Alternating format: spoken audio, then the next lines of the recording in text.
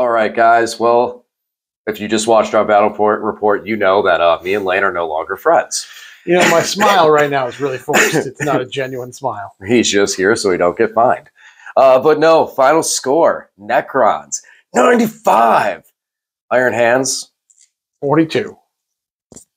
Destroyers destroying. Cult of No Personality does it. So sometimes, we can talk about highlights and tactics and stuff like that. This was just a stat check kind of build, like game. Like it really was, where we were just hitting each other. And no, I think that we weren't really hitting each other that much. You were the one doing most of the hitting. Scorepack Lords, man. Scorepack Lords. I love them. Like, I just did that video talking about them, and I look how like, oh, I don't know, this. Dude, they wreck. 100 points, and they just wreck. Like, they literally cleared the Dreadnoughts out of center, and just, they picked up the entire game. How many points are the score packs? Like 3 of the score packs? 100. So the 200 3 points. score pack, yeah. 200 points for that. It's so strong because even if he just gets there by himself, the other score packs have been killed. Between the impact damage and then all of his attacks and everything, and the fact he's got a 4-up invuln and he's toughness 7 for some reason. Toughness 7 for some weird reason. Yeah. And then you can spend a command point and stand him back up with half his wounds remaining, and it's just there. It's so good, and objective control too on top of it. Just because, hey, let's give him a little bit more there. Man, Locust Heavies are good. Locust Heavies are so good. Yeah, flat 6 damage is ridiculous. There were several times in this game where I just rolled low on my damage rolls. I would get a hit through, and you fail a save, and it would just a run or two. Being consistent. And it's one of those things, like in 9th edition, Marines had so much D6 damage that I don't know if you remember, but with my Death Watch, I would take a bunch of Las Fusel eliminators because they were flat 3. Yeah. Just flat 3, and it was so reliable and got me such good results. So obviously flat 6 is good. Mathematically, it's twice as good. Exactly. And I mean, they were able to hit, they picking up gladiators, everything else. They did a lot of work. And I mean, that's something that a lot of Necron players are using in the competitive meta. I do see Locust Heavies with the Gauze Destructors pop up. What I don't see is the Exterminators. The Eradicators, which was the other squad. And I don't see why. This was a matchup definitely to see them at their worst. I thought they did really well. Yeah, but I think people don't take them because they don't want to roll all the dice. Each one gets 12 shots. I don't know about that. I love it. But even into something that had 2-up armor, and a Dreadnought with 2-up armor, and I was getting cover, you still got 4 damage through from them shooting, which is like absolutely the worst case scenario for them. Still made a dent and a Dreadnought. So even that worst case scenario, you go into a vehicle with toughness 3, you're gonna with 3-up armor. Just from the sheer volume, they're going to get work done. And they're tough, and their 4 wounds are tough to get through. And then the Lord there is going to let me pop Resurrection on your command phase if we get to that point. The regular Locust Destroyers did well because they were not your priority. And I think that's the biggest thing, is because you were not looking at them. You were looking at score packs. You're looking at the heavies. You're looking at all this other stuff that was in your face. They were able to kind of just float around the middle and go pew, pew, pew, which was kind of a good role for them. I mean, in this style and this build. Mostly, I'm really looking forward to seeing when we get the Destroyer Cult build, because I have the models. And if this looked like this right now, and then you turn us into a detachment with other detachment buffs, I can't wait to see that. You know? Well, it depends on what they do, your data sheets and points and everything, because all that'll adjust in the codex. This is true. And that's the biggest thing I felt playing the army, is that you just had so many units. Their points were such good value.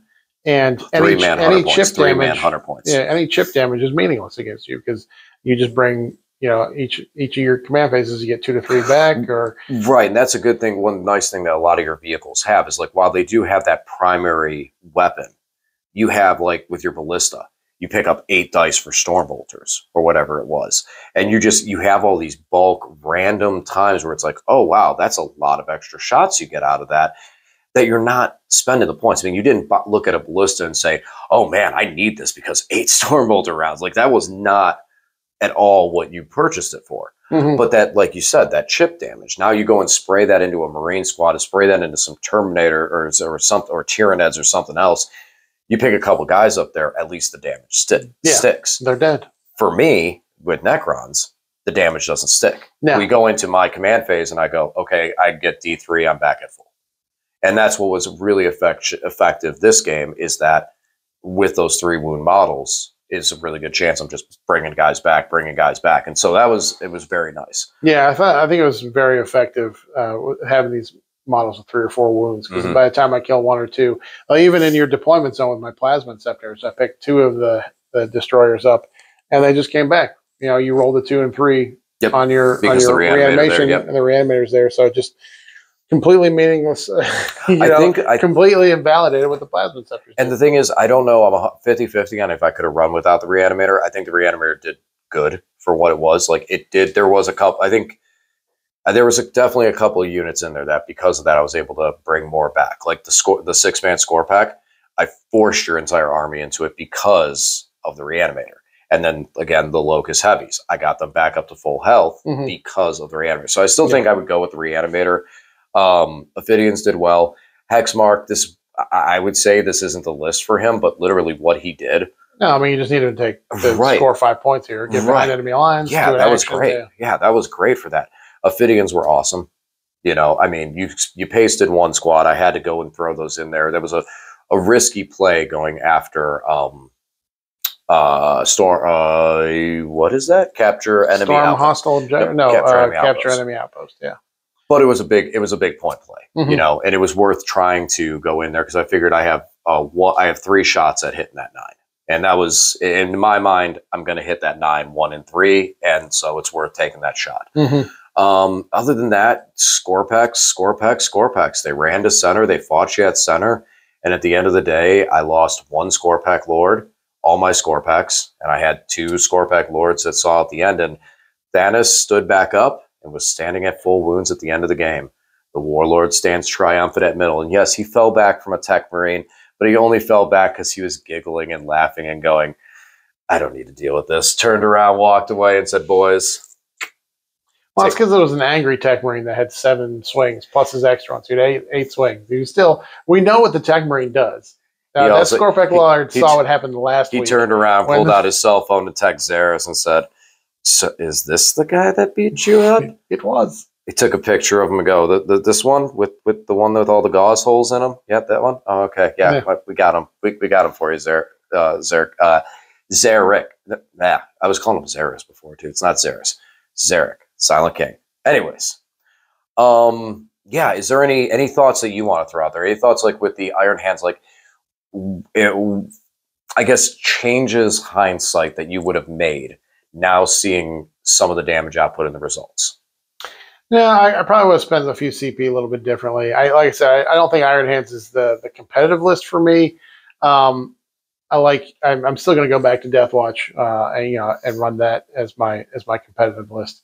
I might try out the Firestorm detachment, the Salamanders one, because I think there might be some interesting play in there. But really, Iron Hands has some neat tricks to it. There's some fun to it. If you like your vehicles, it definitely has some buffs for that. I definitely think there's some competitive builds out of it for the person that likes them. Yeah, the strats are really good. I felt like I needed more CP, because you don't have a captain attached to a vehicle to use the free CP, the free strat on a vehicle. You can't grab onto the side and hold on. Yeah, so with this list, there's no real way to generate extra CP to use on your vehicle. So it's very tight on CP, because there are some good strats that work well with enhancements and things. But anyone who's interested might want to put some more play into it. It does do a lot of damage, but my dice, we didn't really talk about this yet on camera, but my dice were ice cold this entire game. It was very sad to watch, especially when I needed them most. So I wasn't sad watching it. Yeah, it was sad. No, it was. I would say your dice came back around